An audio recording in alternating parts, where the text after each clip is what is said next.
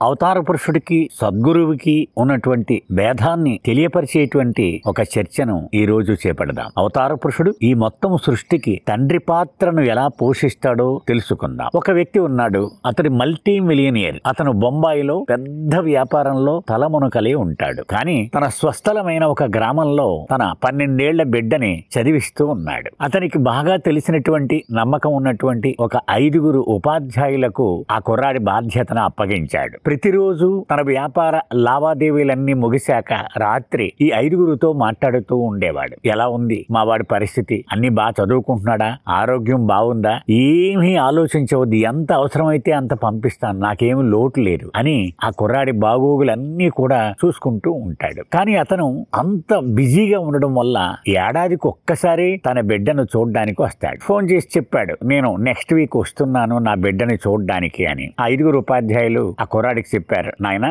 మీ నాన్న next week వస్తున్నాడు అని. ఏడాదికి ఒక్కసారి వచ్చే నాన్నని ఆ పసివాడు గుర్తుపట్టలేకపోయాడు. ఎవరైనా అని. సరే వారం అయింది, తండ్రి వచ్చేశాడు. ఒక్క ఉదుటున ఆ బిడ్డని అక్కుని చేర్చుకుని మురిసిపోయాడు. కానీ ఆ పసివాడు ఎవరితడు, నా మీద ఎంత ప్రేమను కురిపించేస్తున్నాడు అని తన తండ్రిని గుర్తుపట్టలేకపోయాడు. బాబా ఇదే చెప్తూ ఉంటారు, ఎవరిని ఉద్ధరించడానికి నేను ఎంత కష్టపడి ఈ భూమి మీదకి అవతరించానో ఆ మానవుడే నన్ను గుర్తుపట్టలేడు.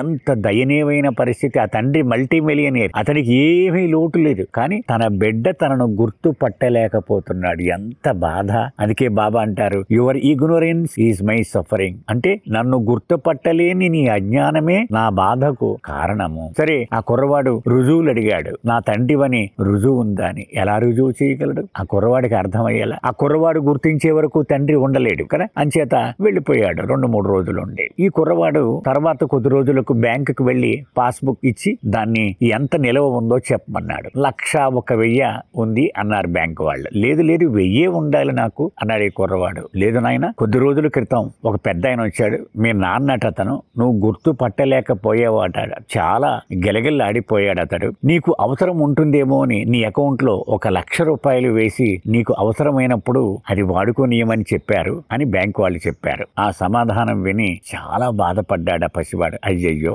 నా తండ్రి, నేను అతనిని గుర్తుపట్టకపోయినా ఆయన నా కోసం ఎంత కష్టపడ్డాడా అని బాధపడ్డాడు. మనందరి పరిస్థితి అదే. 5 ఉపాధ్యాయులు సద్గురువులు. తండ్రి పాత్ర పోషించేవాడు ఎప్పుడు అవతార పురుషుడే. అవతార పురుషుడు సహాయాన్నే సద్గురువులు అందిస్తూ ఉంటారు. కానీ అవతారుడు మాత్రం సొంత తండ్రి. అవతార్ మెహర్ బాబాకి జై.